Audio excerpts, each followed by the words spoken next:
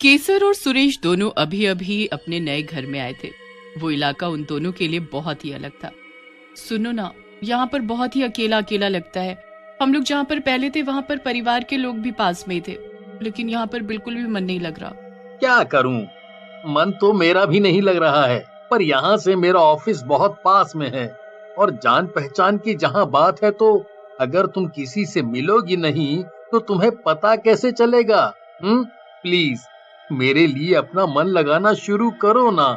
हमें यहाँ पर अभी काफी लंबे टाइम तक रहना है, प्लीज। हाँ, आप ठीक बोल रहे हो, मुझे अपना मन लगाना चाहिए। सोच रही हूँ पड़ोस की औरतों को चाय पर बुलाऊं। जैसा तुम्हारा मन तुम वैसा कर सकती हो। अगर तुम खुश हो जाओगी तो मैं खुद ही खुश हो जाऊंगा। सुरेश ऑफिस चला जाता है और केसर वहीं दरवाजे पर खड़ी रहती है, पर वो पाती है कि मोहल्ले में बहुत ही शांति है। कोई दिख ही नहीं रहा है। कैसे मन लगे, यहाँ पर कोई औरत दिख भी नहीं रही है। बाहर खड़ी तो हूँ, पर कोई आए तब ना। चलो अंदर ही चलती हूँ। मैं आ गया।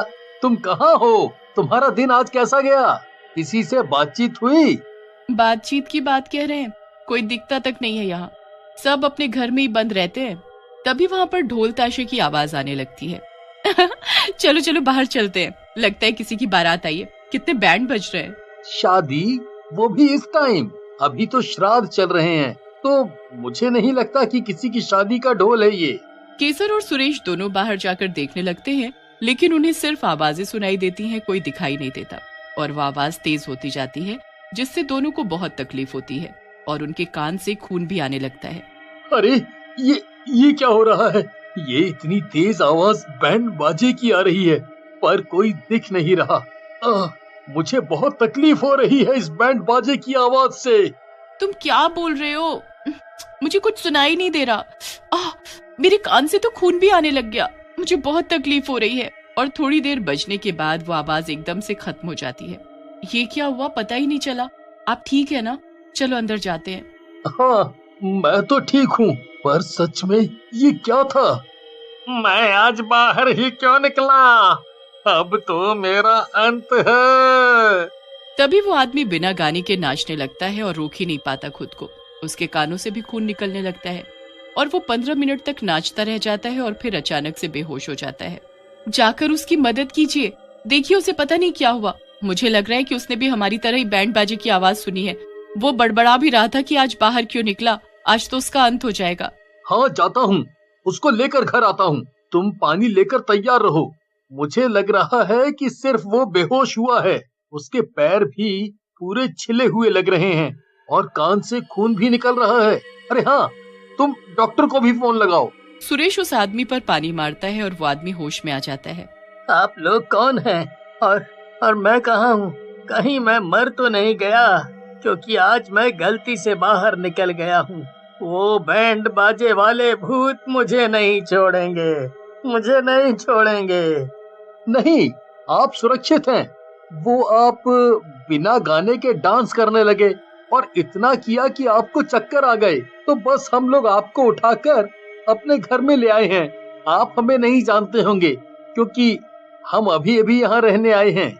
मैं बिना बैंड के डांस नहीं कर रहा था। मुझे उस बैंड की आवाज सुनाई दे रही थी और वो भी बहुत ही तेज, जिसकी वजह से मैं अपने कदम नहीं रोक पा रहा था। कुछ सालों से यहाँ ऐसा ही हो रहा है। ये मोहल्ला भी बहुत ही खुशनुमा हुआ करता था, लेकिन कुछ सालों से हर 15 दिन बाद ऐसे ही कोई ना कोई इनके ढोल ताशे को सुन नाचते नाचते या तेज आवाज से अपने दिमाग की नसें फटने से मर जाता है। वो आवाज हमें भी सुनाई दी थी और ऐसा लगा जैसे नसें फट जाएंगी, पर हम दोनों में से किसी का मन नाचने को नहीं हुआ। या फिर ये कह सकते हैं कि हम लोग नाचे नहीं, सिर्फ उस आवाज ने हमें परेशान कर रखा था। फिर कुछ देर बाद वो खुद ही बंद हो गई। हाँ, फिर हमने आपको देखा तो आप नाचे जा रहे थे, जिसकी वजह से आपके पैर भी छिल गए हैं और आपके कान से भी खून आ गया था। मैं खुद से नहीं नाचा, मुझे उस शोर की वजह से नाचना पड़ रहा था। इसीलिए मोहल्ले में अब कोई बाहर तक नहीं आता है, सब अपने घर में ही रहते हैं। अगर कोई बाहर निकला तो उसके साथ ऐसा ही होता है। भगवान की दया से मैं तो बच गया, आप लोगों से भी प्रार्थना है, आज के बाद अगर बैंड बाजे की आवाज सुने तो कान बंद कर अपने घर में ही रहिएगा। हाँ?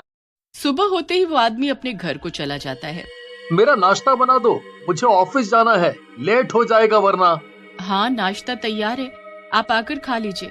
क्या हुआ, आप कल के बारे में सोच रहे हैं क्या? आप इतना मत सोचिए इसके बारे में। इतने सारे लोग भी तो इतने सालों से इसी जगह पर रह रहे हैं, हमें तो इतना ज्यादा रहना भी नहीं है। आपका ट्रांसफर हो जाएगा तो हम लोग यहाँ से चले ही जाएंगे। तब तक के लिए आप इसकी टेंशन मत लीजिए। जैसा उस आदमी ने कहा हम लोग वैसा ही करेंगे। अब ऐसा हर 15 दिन में होने लग गया था। केसर और सुरेश दोनों ही उस आदमी को बताए गए कार्य को ही करते थे। हाँ, फिर आज 15 दिन हो गए। वो फिर आएंगे अपने ढोल ताशे के साथ। पता नहीं दुनिया में कैसे कैसे भूत है। बताओ, बैंड बाजे वाला भूत कहीं सुना होगा? अब तो आदत सी भी हो गई है कि वो लोग आते हैं और हम लोग उसी तरह करते हैं, लेकिन कोई ना कोई मर ही जाता है। तभी ढोल ताशे बजने लगते हैं। नाम लिया और शैतान हाजिर। देखो आ गए। सुरेश और केसर अपने कानों को अच्छी तरह से ढककर बैठ जाते हैं। फिर जब उन्हें आवाज सुननी बंद हो जाती है तो वो अपने कानों पर से कपड़े हटा लेते हैं। तभी अचानक उन्हें एक लड़की की आवाज सुनने को मिलती है। वो चिल्ला रही होती है, आप लोग जो कोई भी है ये बजाना बंद कर दीजिए। मैं बहुत थक गई हूँ और मुझे बहुत शोर भी महसूस हो रहा है, जिससे मेरे सिर में बहुत दर्द हो रहा है। प्लीज ये मत करिए आप लोग। लगता है आज इस लड़की की बारी है। देखो वो तो गिड़गिड़ा रही है, मानो लग रहा है कि उसे सब दिख रहा है। और उसके साथ वो लड़की इतना शांत क्यों है? हाँ, हमें जाने दो, हमने कुछ नहीं किया है। हम लोग तो इस बैंड बाजे पर तुझे भी नचाना चाहते हैं, पर तुझे असर क्यों नहीं हो रहा है? तू क्यों नहीं नाच रही है? क्या तू हमसे डरती नहीं है? 1 मिनट, गाना रोक दो। ये तो हमारे बैंड बाजे से कुछ कर ही नहीं रही है। ऐसा लग रहा है जैसे इसको हमसे डर नहीं लगता, पर इसे नचाने के लिए हम क्या करें? बैंड बाजा बंद होते ही वो लड़की बेहोश होकर गिर जाती है, पर दूसरी लड़की ऐसे ही खड़ी रहती है, मानो उस पर किसी बात का असर ही ना हुआ हो। बहुत बहुत शुक्रिया कि तुमने इसे छोड़ दिया। मैं तुम लोगों का एहसान कभी नहीं भूलूंगी। जब तक तू नहीं नाचेगी तब तक हम बैंड बजाते रहेंगे, लेकिन अगर तुम बजाने पर भी नहीं नाची तो हम सब हमेशा के लिए यहाँ से चले जाएंगे। तब तक भूत और वो लोग केसर और सुरेश को भी दिखाई देने लगे थे। अरे ये भूत क्या बोल रहे हैं? अगर ये लोग इस तरह नाचते रहे, इसमें तो हम सबको भी खतरा है। जल्दी अंदर चलिए, बहुत सारी चीजों से अपने कानों को हम ढक लेते हैं। रुको केसर, तुम ये कैसी बात कर रही हो? हमें उस मूर्छित लड़की को भी तो बचाना होगा। डरते डरते सुरेश और केसर उस लड़की को उठाने चाहते हैं, पर तभी तुम दोनों की इतनी हिम्मत कि तुम लोग इन्हें बचाने आए हो। अब तो इस लड़की को हमारे बैंड बाजे पर डांस करना ही होगा। और हम एक जबान के भूत हैं, इसीलिए हमारा बाजा किसी और को नहीं सुनाई देगा, बस इस लड़की को। इसीलिए तुम दोनों भी अब यहीं खड़े रहोगे, और अगर ये लड़की नहीं नाची तो हम हमेशा के लिए चले जाएंगे, और अगर नाचने लगी तो तुम चारों की मौत निश्चित है। चलो चालू हो जाओ और जितना तेज हो सके उतना तेज बजाओ। सारे भूत बहुत तेजी के साथ अपना बैंड बजाने लगते हैं। उन सब के चेहरों से लग रहा था कि वो पूरी जान से बजा रहे हैं, पर इनको सुनाई नहीं दे रहा था, क्योंकि वो सिर्फ उस लड़की के लिए बजा रहे थे। पर उस लड़की पर भी इसका कोई असर नहीं हो रहा था। वो बस उन सबको बजाते हुए देख रही थी। तुम लोग फिर से बजा रहे हो, देखो इन सबको बहुत दर्द होगा। तुम्हें इन लोगों की जान लेने में मजा आएगा क्या? पर भूत नहीं रुकते और बजाते रहते हैं, और 3 घंटे लगातार बजाने के बाद वो सब खुद ही थक जाते हैं, पर लड़की पर कोई असर नहीं होता। देखो, अब तुम लोगों ने खुद ही अपना बैंड बाजा बंद कर दिया। इसका मतलब तुम हार गए, तो अब तुम्हें हमेशा के लिए यहाँ से जाना होगा। हाँ, तुम ठीक बोल रहे हो।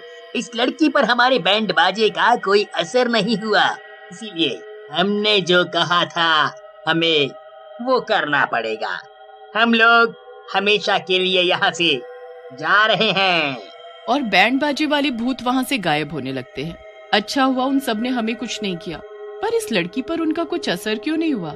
क्योंकि वो बहरी है, वो भी बहुत खतरनाक वाली। पर आज इसकी वजह से हमारी जान बच गई।